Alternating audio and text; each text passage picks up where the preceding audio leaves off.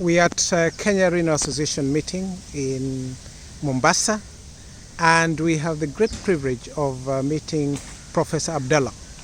Professor Abdullah is a pioneer of nephrology in East Africa. Karibu Daktari.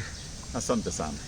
Could you explain to us how and where we are with nephrology in terms of training initially, because you've been a teacher, but more importantly, where did we start?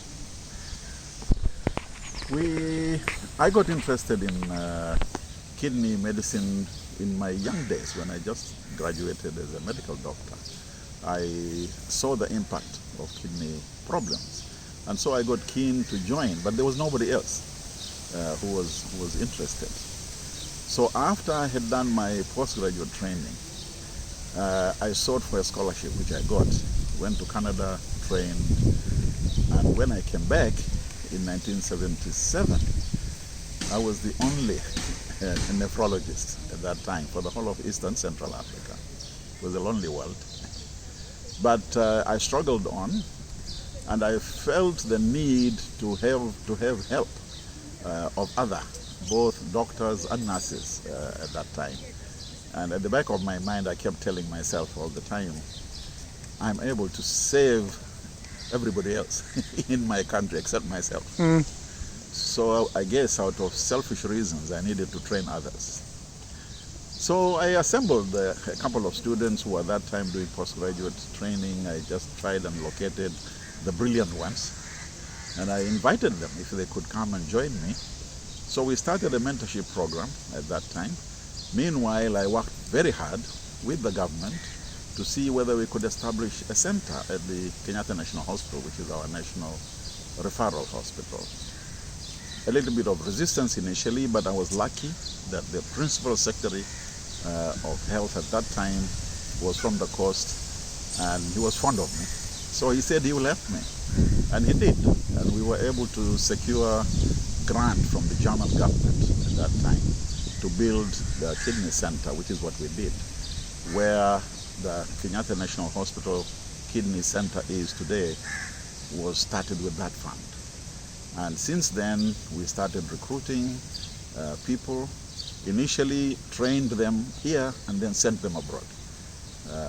We initially would train them either in UK or Canada or Germany, in fact. These are the three countries that took our students.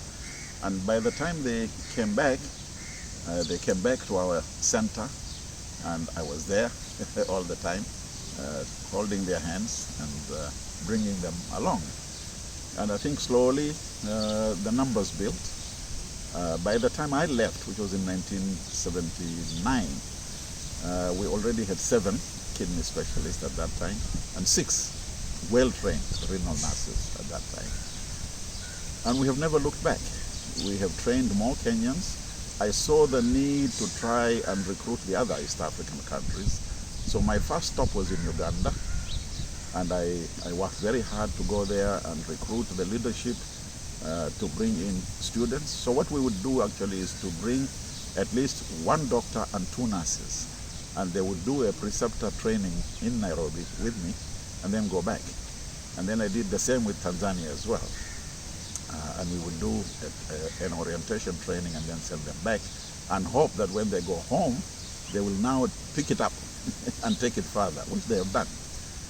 In varying degrees, both Tanzania and Uganda have done that. And the same in Rwanda as well.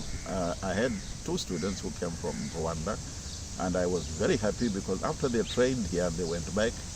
I lost sight of them for about 5 years, but re-met with them in South Africa. Apparently they got interested, got scholarships, and went further to get their postgraduate degree in renal medicine in South Africa.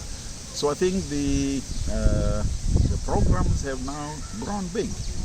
In Kenya now, we have even managed to establish the East African Kidney Institute, which was sponsored by the African Development Bank for East Africa. So it's situated in Kenya, but it's for East Africa. So originally we started getting students mainly from Kenya, but now that it is expanding, I think Ugandans and Tanzanians, hopefully Rwandese, Zambians, maybe Zimbabweans also will come and start training here. Our hope is that we will be able to strategically get links in the south with South Africa, in the west mainly with Nigeria and Ghana, and up north with Egypt. We have very strong ties with Egypt as well. And so we should be able to train both our students, but also allow their faculty and students to come orientating themselves within East Africa as well. So I think I'm proud to see that as I grow along.